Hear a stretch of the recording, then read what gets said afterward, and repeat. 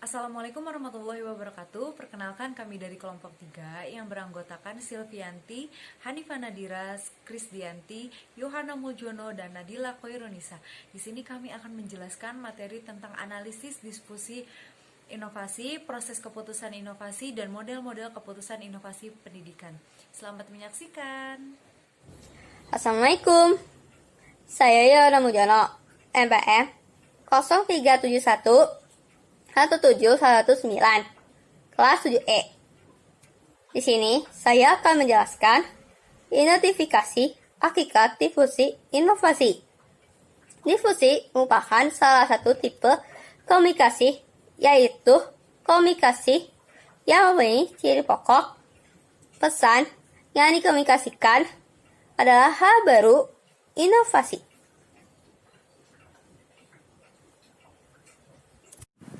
Assalamualaikum warahmatullahi wabarakatuh. Saya Nadila Khairunisa dengan NPM 0371117121 akan mempresentasikan tentang elemen-elemen difusi inovasi. Roger mengemukakan ada 4 elemen-elemen difusi inovasi. Di antaranya ada inovasi, yang kedua komunikasi dengan saluran tertentu, ketiga waktu, dan yang keempat warga masyarakat atau anggota sistem sosial.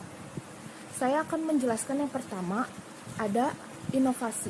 Inovasi adalah ide, barang, kejadian, metode yang diamati sebagai sesuatu yang baru bagi seseorang atau sekelompok orang, baik berupa hasil invensi maupun discovery yang diadakan untuk mencapai tujuan tertentu. Baru di sini diartikan mengandung ketidaktentuan, artinya sesuatu yang mengandung berbagai alternatif. Sesuatu yang tidak tentu masih memiliki kemungkinan bagi orang yang mengamati, baik mengenai arti bentuk maupun manfaat. Dengan adanya informasi berarti mengurangi ketidaktentuan tersebut, karena dengan informasi itu berarti memperjelas arah pada satu alternatif tertentu. Jika anggota sistem sosial atau warga masyarakat yang menjadi sasaran inovasi dapat memperoleh informasi yang dapat menjawab berbagai pertanyaan tersebut dengan jelas. Hilanglah ketidaktentuan terhadap inovasi. Mereka telah memperoleh pengertian yang mantap tentang inovasi dan akan menerima serta menerapkan inovasi. Cepat lambatnya proses penerimaan inovasi dipengaruhi juga oleh atribut dan karakteristik inovasi tersebut. Yang kedua, ada komunikasi dengan saluran tertentu.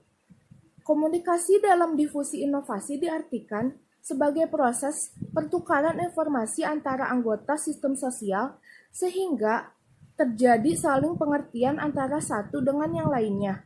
Kegiatan komunikasi dalam proses difusi mencakup yang pertama ada inovasi, yang kedua individu, dan yang ketiga ada individu atau kelompok lain yang belum mengenal inovasi. Yang keempat, saluran komunikasi yang menggabungkan kedua pihak tersebut. Saluran komunikasi merupakan alat untuk menyampaikan informasi dari seseorang ke orang lain. Kondisi kedua pihak yang berkomunikasi akan mempengaruhi pemilihan atau penggunaan saluran yang tepat untuk mengefektifkan proses komunikasi. Misalnya, saluran media massa seperti radio, televisi. Saya Silvianti. Di sini saya akan menjelaskan elemen difusi menurut Rogers. Poin ketiga yaitu waktu. Di sini waktu adalah elemen terpenting dalam proses difusi karena waktu merupakan aspek utama dalam komunikasi. Di sini peranan dimensi waktu dalam proses difusi terdapat 3 hal. Yang pertama ada proses keputusan inovasi, yaitu proses sejak seseorang mengetahui inovasi sampai memutuskan untuk menerima atau menolak inovasi tersebut. Yang kedua ada kepekaan seseorang terhadap inovasi.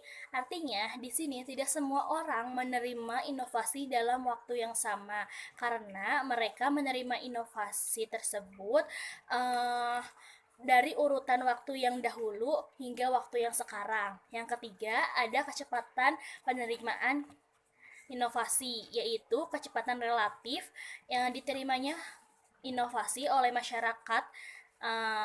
Dalam kecepatan ini, inovasi biasanya diukur berdasarkan lamanya waktu yang diperlukan untuk mencapai presentase tertentu dari jumlah waktu masyarakat menerima inovasi tersebut. Nah, selanjutnya ada poin keempat tentang warga masyarakat atau anggota sistem sosial. Warga masyarakat di sini adalah individu atau kelompok yang bekerja sama untuk memecahkan masalah guna mencapai tujuan tertentu.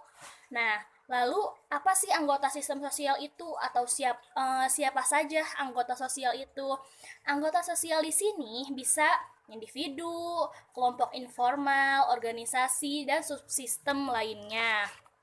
Pada slide selanjutnya ada proses keputusan inovasi, di mana proses keputusan inovasi adalah proses yang dilalui atau dialami individu mulai dari pertama tahu adanya inovasi, lalu dilanjutkan dengan keputusan menerima atau menolak inovasi tersebut, dan nantinya mengkonfirmasi terhadap keputusan inovasi yang telah diambilnya.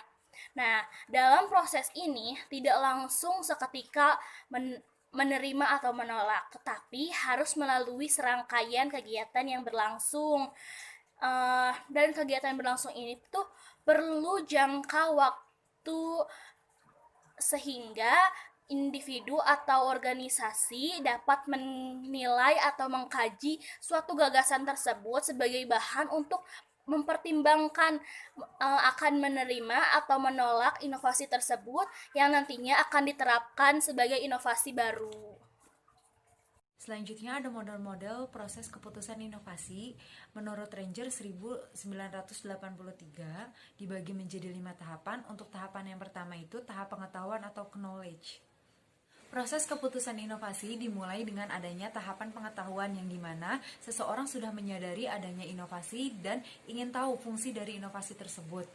Menyadari dalam hal ini bukan berarti memahami, tetapi membuka diri untuk mengetahui inovasi lebih luas lagi. Tahapan yang kedua itu bijukan atau persuasion, di mana pada tahapan ini seseorang membentuk sikap menyukai atau tidak menyukai terhadap inovasi. Bisa dilihat pada tahapan yang pertama atau tahapan pengetahuan, ini mengarah kepada proses bidang kognitif, tetapi lain hal dengan persuasi ini mengarah kepada afektif atau perasaan. Jadi jika seseorang sebelumnya belum menyenangi inovasi, maka ia harus mencari tahu tentang inovasi itu apa, tentang bagaimana inovasi dan lain sebagainya. Tahap keputusan. Tahap keputusan dari proses inovasi berlangsung jika seseorang melakukan kegiatan mengarah untuk menetapkan, menerima, atau menolak inovasi. Menerima inovasi berarti sepenuhnya akan menerima inovasi. Menolak inovasi berarti tidak akan menerima inovasi. Sering terjadi seseorang menerima inovasi setelah ia mencoba lebih dahulu atau mencoba sebagian kecil lebih dahulu. Kemudian dilanjutkan secara keseluruhan. Jika sudah terbukti berhasil sesuai dengan yang diharapkan, inovasi yang dapat dicoba bagian demi bagian akan lebih cepat diterima. Akan tetapi, tidak semua inovasi dapat dicoba dengan dipecahkan menjadi beberapa bagian. Dalam kenyataannya, pada setiap tahap dalam proses keputusan inovasi dapat terjadi penolakan inovasi. Misalnya, penolakan dapat terjadi pada awal tahap pengetahuan, tahap persuasi, atau tahap konfirmasi, dan sebagainya. Ada dua macam penolakan inovasi, yaitu yang pertama, penolakan aktif. Artinya, penolakan inovasi setelah mempertimbangkan untuk menerima inovasi atau mencoba lebih dahulu, tetapi keputusan akhir inovasi tersebut akan ditolak. Dan selanjutnya ada penolakan secara pasif.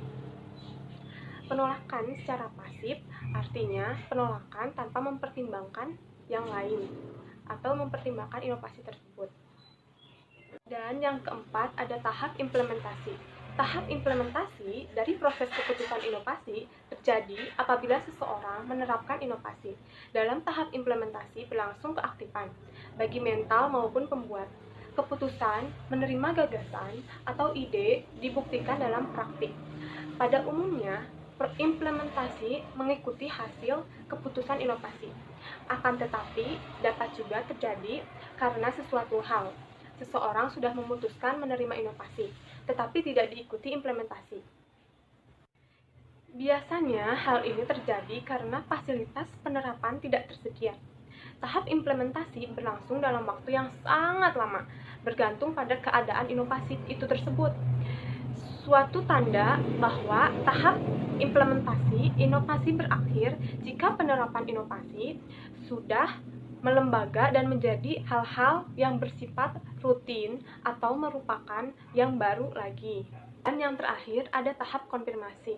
Dalam tahap konfirmasi, seseorang mencari penguatan terhadap keputusan yang telah diambilnya dan dapat menarik kembali keputusannya jika diperoleh informasi yang bertentangan dengan informasi semula.